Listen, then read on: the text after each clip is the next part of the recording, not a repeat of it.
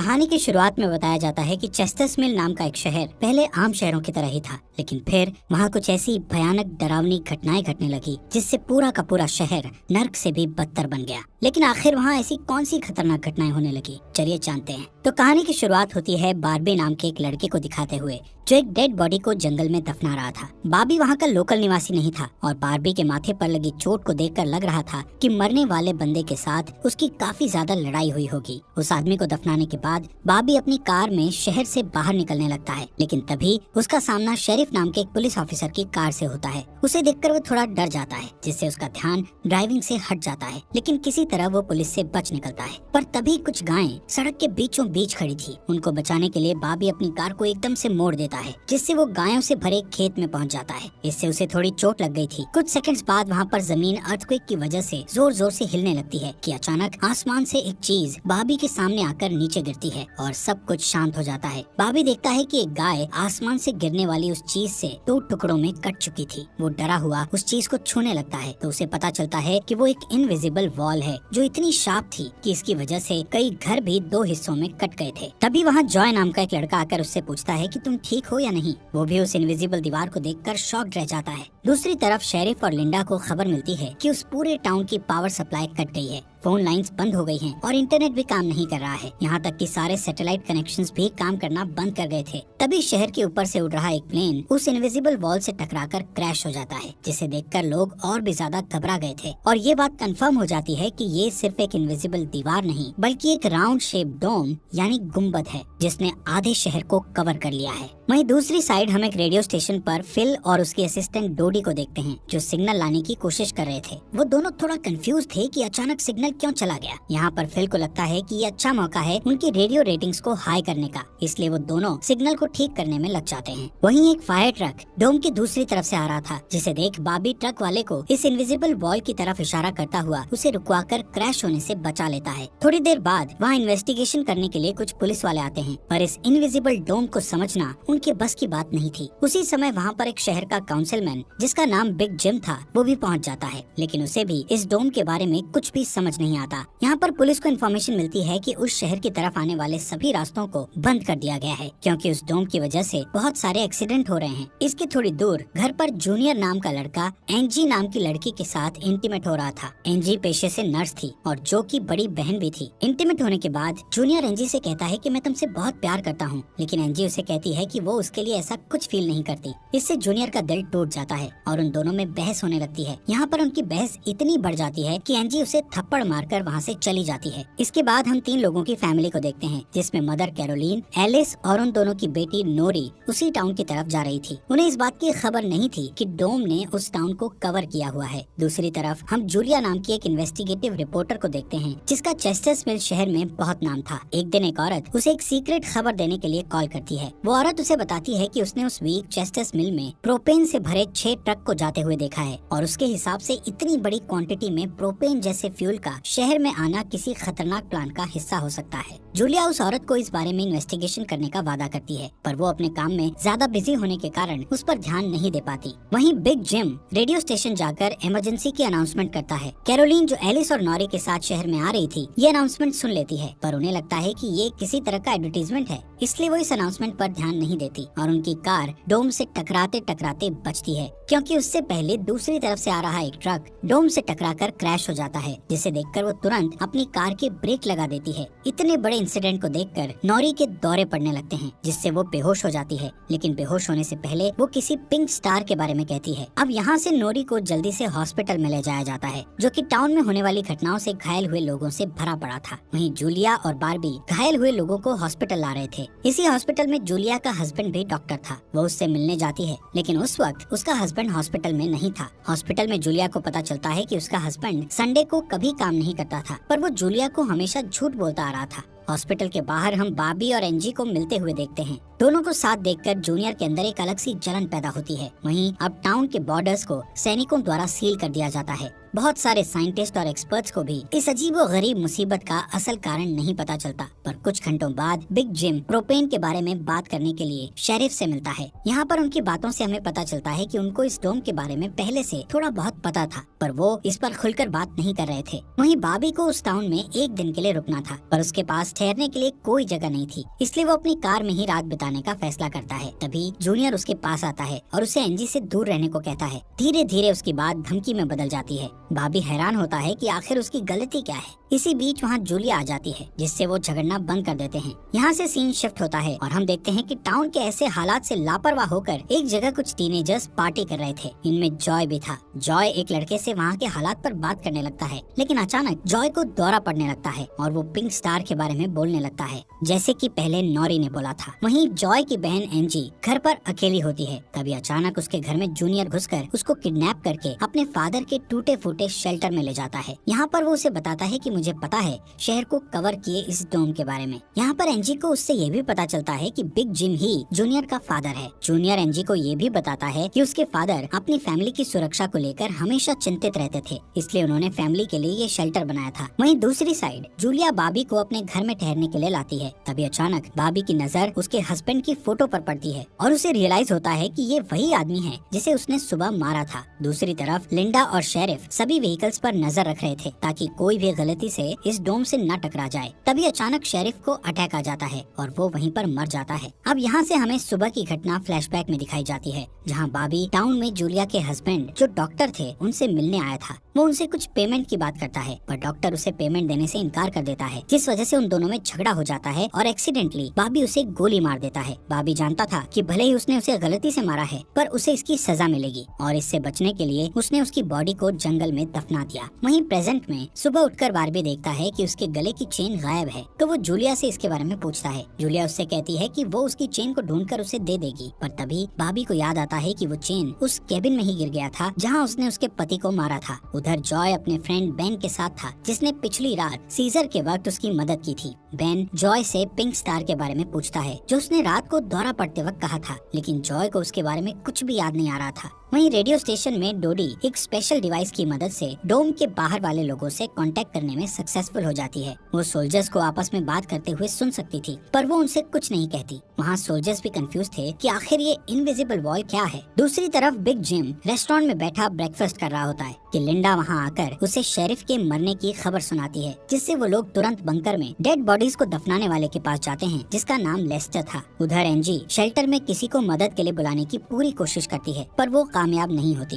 तभी जॉय वहाँ आता है और उसे चेन के जरिए बेड से बांध देता है। वहीं बिग जिम लेस्टर को अपने साथ लेकर आता है, जो कि शेरिफ का ही दोस्त था। शेरिफ की मौत से वो बहुत दुखी और परेशान हो जाता है। जब लिंडा उनके आसपास नहीं होती, तब वो और बिग जिम पिछले महीने होने वाले प्रोपेन के इंपोर्ट के बारे में बात करते हैं कि प्रोपेन के इंपोर्ट में उन तीनों का ही हाथ था और उन्होंने टाउन वालों से ये बात छुपाई थी। शेरिफ की मौत से ये कंफर्म हो गया था कि वो उनकी इन्वॉल्वमेंट के बारे में किसी को कुछ नहीं बता पाएगा, जो कि उनके लिए अच्छी खबर भी थी। उसी दिन बाद में लिंडा पुलिस स्टेशन आती है तो देखती है कि बिग जिम शेरिफ के ऑफिस में कुछ ढूंढ रहा है। लिंडा की पूछने पर जिम उसे कहता है कि वो वहाँ शेरिफ की वसीयत के पेपर्स ढूंढ रहा है, लेकिन असल में वो वहाँ प्रोपेन के इंपोर्ट से जुड़े पेपर्स को ढूंढने आया था, जो उसे और लेस्टर को परेशानी में डाल सकते थे। वो तुरंत बाहर आकर शेरिफ को बताता है कि मुझे लगता है वो पेपर शेरिफ के घर में होंगे, जिन्हें लाने के लिए वो लेस्टर को तुरंत उसके घर भेजता है। इसी बीच जूलिया जल्दी से रेडियो स्टेशन पर डोडी के पास जाती है, जहाँ वो देखती है कि वो लोग डिवाइस के जरिए डोम के बाहर खड़े सैनिकों की बातचीत सुन सकते हैं। उनकी बात सुनने पर जूलिया को पता चलता है कि वो लोग जमीन खोदकर डोम को बाहर निकालने की कोशिश कर रहे हैं, पर वो इस काम में कामयाब नहीं हो पा रहे हैं। इसके बाद जूलिया रेडियो के जरिए पूरे टाउन में डोम वाली खबर को फैला देती है, जिससे लोगों में डर पैदा हो जाता है और लोग घबरा जाते हैं। वहीं जॉय और बेन बॉर्डर के पास साइंटिस्ट को अपना काम करते हुए देखते हैं। साइंटिस्ट ये देखते हैं कि डोम के ऊपर पानी का क्या असर होता है, पर उन्हें ज्यादा कुछ समझ नहीं आ रहा था, जिससे वो किसी नतीजे पर नहीं पहुंच पाते। वहीं जॉय देखता है कि ये डोम एक छलनी की तरह है। वो बेन से बताता है कि इस डोम में से बिल्कुल मामूली सा पानी आर पार जा सकता है। दूसरी ओर बार्बी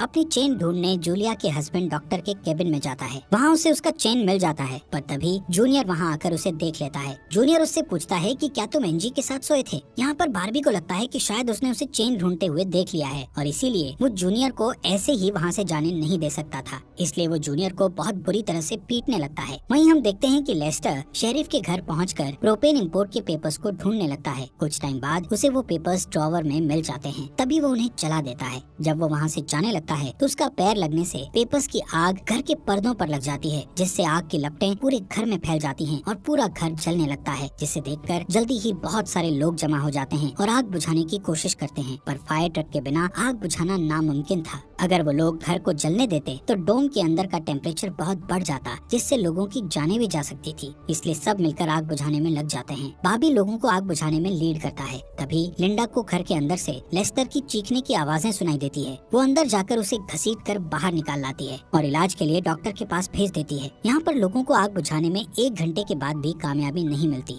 उल्टा आग और भड़क जाती है। आखिर में जिम लोडर लेकर आता है और घर को गिरा देता है। तब कहीं जाकर आग शांत होती है। इसके बाद सारे थके हुए लोग इकट्ठा होते हैं। उनमें से पॉल नाम का एक पुलिस वाला फ्रस्ट्रेट होकर कहता है कि हम सभी लोग इस डोम से कभी भी बाहर नहीं निकल पाएंगे, क्योंकि ये डोम आग से जो धुआं निकला है उसे बाहर नहीं निकलने दे रहा। वो कहता है कि हम सभी इस डोम के अंदर ही मरने वाले हैं। इतना कहता हुआ वो हवा में गोली चला देता है, जो कि डोम से टकराकर एक दूसरे पुलिस वाले को लग जाती है और वो तुरंत मर जाता है। यहाँ पर पॉल को अरेस्ट कर लिया जाता है। अंधेरा होने पर जॉय और उसके दोस्त स्केटिंग के लिए जाते हैं। तभी वहाँ पर नोरी जॉय के पास आकर उसे कहती है कि उसे अपना फोन चार्ज करना है। जॉय उसे अपने घर ले जाता है, क्योंकि उसके घर में जनरेटर था, जो कि उस टाउन के गिने चुने घरों में ही था। उधर लिंडा पॉल को जेल लेकर आती है। वहाँ कुछ लोग पुलिस स्टेशन के बाहर प्रोटेस्ट कर रहे थे। असल में वो लोग पुलिस के घटिया सिस्टम का विरोध कर रहे थे। जिम उन सबको ये कहकर शांत करता है कि जरूरत पड़ने पर उन सबकी मदद की जाएगी। लॉकअप में बंद होने के बाद पॉल को हार्ट अटैक आ जाता है, जिससे लिंडा उसकी मदद के लिए दौड़कर अंदर जाती है, लेकिन तभी उसे पता चलता है कि पॉल सिर्फ अटैक आने की एक्टिंग कर रहा था।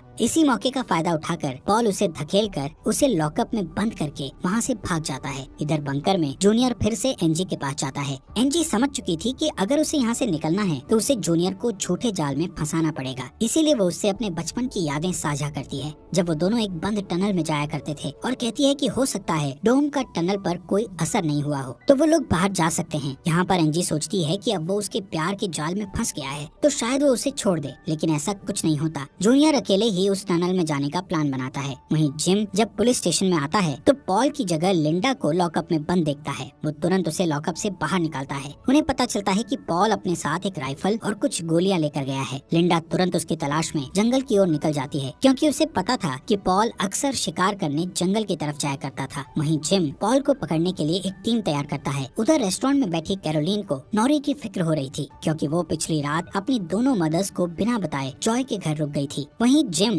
लोगों से पॉल को तलाश करने के लिए उसकी टीम ज्वाइन करने को कहता है। वो बाबी से भी उनके साथ चलने को कहता है, क्योंकि वो आग बुझाने में अच्छा लीडर साबित हुआ था। इसके बाद वो लोग जंगल में जाने लगते हैं। रास्ते में बार्बी अपनी खूबियां दिखाता हुआ उनसे कहता है कि वो मिलिट्री में भी रह चुका है। वहीं दूसरी ओर जूलिया जूनियर को टनल की तरफ जाते हुए देखती है। वो उसे रोककर पूछती है कि वो बैग पैक करके कहाँ जा रहा है, लेकिन जूनियर बहुत जल्दी में था और वो नर्वस भी था। वो कहता है कि मैं बस यहीं पास में अपने दोस्त से मिलने जा रहा हूँ। इससे जूलिया का शक उस पर और भी बढ़ जाता है और वो उसका पीछा करती हुई टनल तक पहुँच जाती है। उधर जॉय के घर पर जॉय और नॉरी साथ में नाश्ता कर रहे थे। जॉय पहले कभी किसी लड़की के साथ अकेला नहीं रहा था, इसलिए थोड़ा नर्वस फील कर रहा था, जबकि नॉरी कॉन्फिडेंट थी और बातचीत में भी हाजिर जवाब थी। तभी बेन और 2 लड़कियों को अपने साथ लेकर उसके घर आ जाता है, जिन्हें फोन चार्ज करना था। उन्हें इम्प्रेस करने के लिए बेन को जनरेटर यूज करना था, जिसके लिए जॉय बेन को थोड़ी बेदिली से इजाजत दे देता है, क्योंकि उस टाउन में जनरेटर एक बहुत काम की चीज थी और इस तरह उसका मिसयूज करना उसे सही नहीं लग रहा था।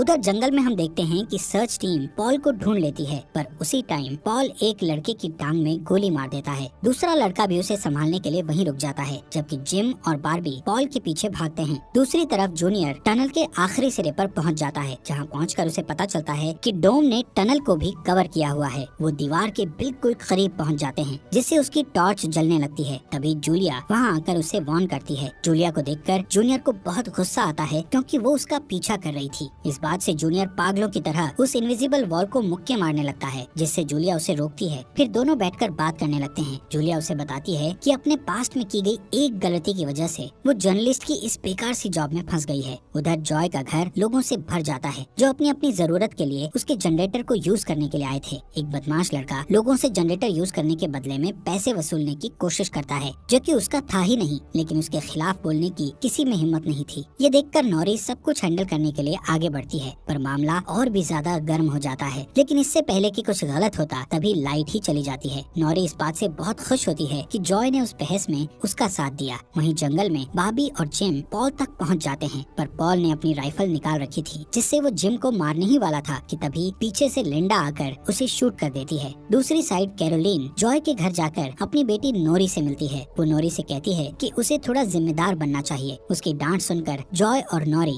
एक दूसरे का हाथ पकड़ लेते हैं, जिससे एक स्ट्रेंज स्पार्क पैदा होता है और उसी वक्त दोनों को दौरे पड़ने लगते हैं। वो दोनों एक साथ किसी पिंक स्टार के बारे में बात कर रहे थे। उधर जूनियर शेल्टर में एनजी के पास जाता है, लेकिन इस बार उसके हाथ में फर्स्ट एड किट थी। एनजी उसके जख्मों पर मरहम पट्टी करती है और चुपके से सीजर अपने पास रख लेती है। वहीं हम देखते हैं कि जूलिया और बार्बी दिन भर की थकान के बाद वापस घर लौटते हैं, लेकिन जूलिया जूनियर की बातें सुनने के बाद से ही बार्बी पर शक करने लगी थी और जब बार्बी नहाने जाता है तो जूलिया उसका सामान चेक करने लगती है। दोस्तों, हमारे फॉक्स एक्सप्लेनर हिंदी चैनल को सब्सक्राइब करना मत भूलना। और आपको ये अंडर द डोम सीरीज यहाँ तक कैसी लगी, इस सीरीज के नेक्स्ट एपिसोड लाएं या नहीं, कमेंट बॉक्स में हमें जरूर बताएं।